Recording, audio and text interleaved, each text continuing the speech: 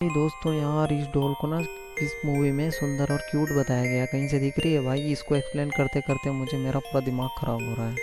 चलो जो भी है करते हैं शुरू इस मूवी को। कमेंट सेक्शन में बताना तुमको कैसी लगी। मूवी की शुरुआत में हमें एक मायरा नाम की लड़की को दिखाया जाता है जो अपने हस्बैंड एडन के साथ एक अच्छी लाइफ गुजार रही होती है। उनकी एक भांजी भी होती है जिसका नाम तानिया होता है। इन दोनों ने इसे अडॉप्ट कर लिया है क्योंकि कुछ समय पहले इसके माता पिता की डेथ कुछ अजीब तरीके से हो गई थी। मारिया और एडन बेशक बहुत ज़्यादा उसे प्यार करते थे, लेकिन अब भी वो अपनी माँ को बहुत ज़्यादा मिस किया करती थी। इसीलिए वो हमेशा उदास रहा करती थी। एडन की टॉय फैक्ट्री थी जहाँ पर वो ज़्यादातर डॉल्स को बनाकर बेचा करता था। वो कुछ ही दिन पहले सप्रीना नाम की एक डॉल को बनाया था जिसको बच्चे बहुत ज़्यादा पसंद किया करते थे। एडन ने अपनी वाइफ मारिया के लिए बाकी सप्रीना डॉल से बहुत बड़ी सेकेंड एडिशनल सप्रीना डॉल बनाया था जो कि बहुत ज़्यादा अच्छी थी। मारिया को ये डॉल बहुत ज़्यादा अच्छी लगी थी। सीन चेंज होता है, हम वानिया को देखते हैं जो कि स्कूल में है। वहाँ उसका एक दोस्त चार्ली चार्ली गेम खेल रहा होता है।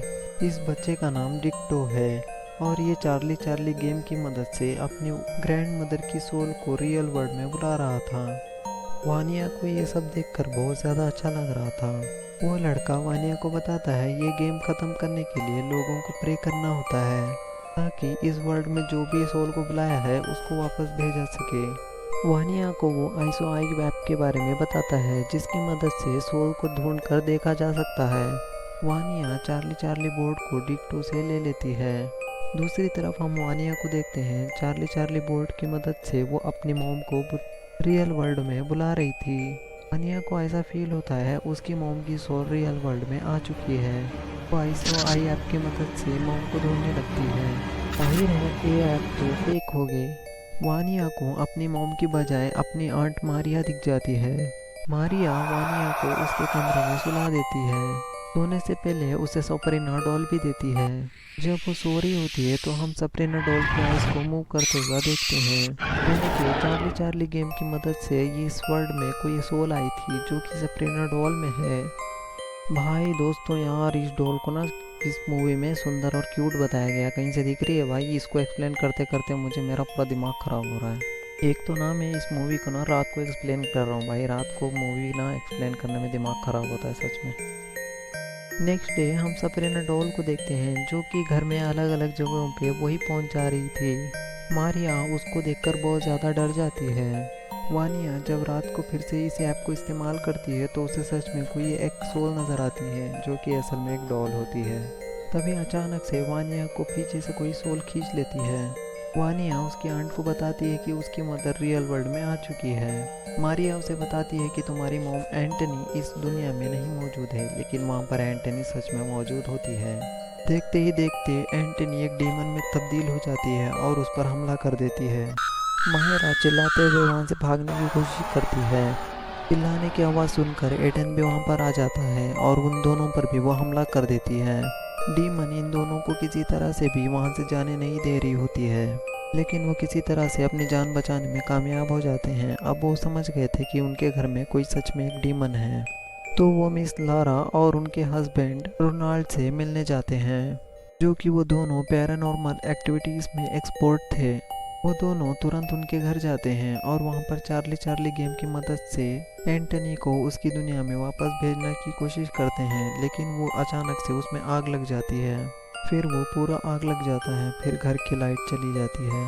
अंधेरे में डीमन वानिया को अपने काबू में कर लेता है और वो मिस लारा पर हमला कर देती है ताकि वो ये सब ना करें। मिस लारा उस हमले से किसी तरह बचते हुए वानिया के बॉडी से उस डीमन को बाहर निकाल लेती है, लेकिन वो डीमन आज़ाद होकर इन सब पर हमला कर देता है।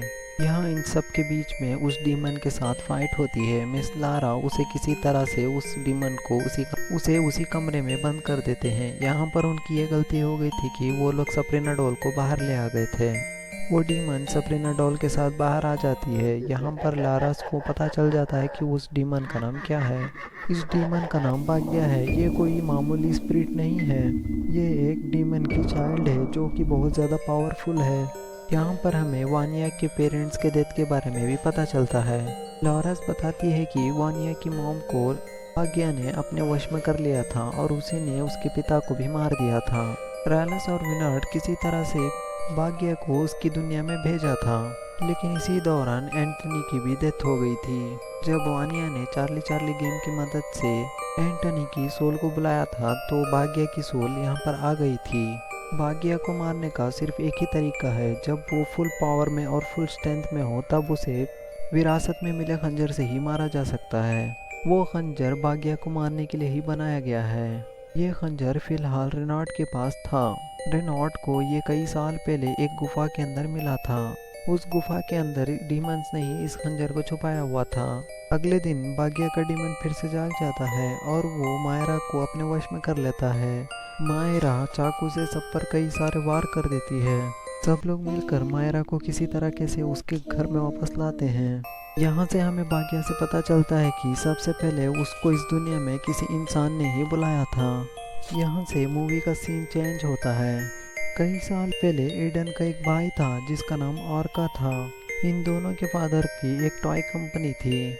उनके फादर को हमेशा ऑर्का के डिज़ाइन किए हुए टॉयज पसंद आया करते थे, इसीलिए एडन जेलस फील किया करता था। जब उनके फादर की डेथ हुई तब 60% प्रॉपर्टी को ऑर्का के नाम कर दिया और एडन के पास सिर्फ 40% ही प्रॉपर्टी आई थी। इस बात को लेकर वो बहुत ज़्यादा दुखी हुआ। वो फिर एक मैजिशियन के पास गया क्योंकि वो अपने बड़े भाई को ब्लैक मैजिक के जरिए मारवाना चाहता था। उसी मैजिशियन ने भाग्य की डीमन को हमारी दुनिया में बुलाया था और इस डीमन को एक ह्यूमन बॉडी चाहिए थी। भाग्य ने पहले ऑर्का को अपने कंट्रोल में करने की कोशिश की लेकिन वो असफल हुई। इसीलिए भाग्य के डीमन ने उसकी वाइफ एंटनी को अपने पोजेस में कर लिया, यानी कि उसके वश में कर लिया।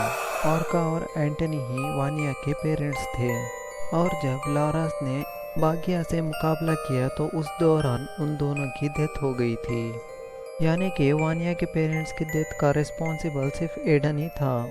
दूसरी तरफ देखा जाए तो भाग्य के डीमन को एक और इंसानी जिस्म की ज़रूरत थी, इसीलिए वो एडन को ही अपने पोजेस में कर लेता है, यानी कि उसे अपने वश में कर लेता है। क्योंकि एडन का जिस्म काफ़ी मजबूत था और वो सभी पर हमला कर देता है। विनार्ड किसी तरह से एडन के जिस्म से इस डीमन को बाहर निकालता है। अब ये डीमन अपनी असली शक्ल में और फुल फॉर्म में आ चुका है। वो डीमन लारास पर हमला कर देता है। लारास किसी तरह से विरासत में मिले खंजर से उसे हमेशा के लिए मार देती है। सीन चेंज होता है। हमें दिखाया जाता है कि एडन को पुलिस वालों ने अरेस्ट करके उसे साथ ले गए हैं। फिर हम देखते हैं कि वानिया और मारिया एक दूसरे के साथ बहुत ज़्यादा खुश हैं और वो एक दूसरे के साथ अच्छी ज़िंदगी गुजार रहे हैं। कुछ ही समय बाद लारास और विनार्ड को एक पैरानॉर्मल डॉल के बारे में खबर मिलती है, यानी कि उन्हें पता चलता है कि एक और डॉल के बारे में उनके पास एक और केस आया है। मैं आशा करता हूँ कि आपको ये मूवी पसंद आई है। आपके दोस्तों में शेयर कीजिए। Bye bye.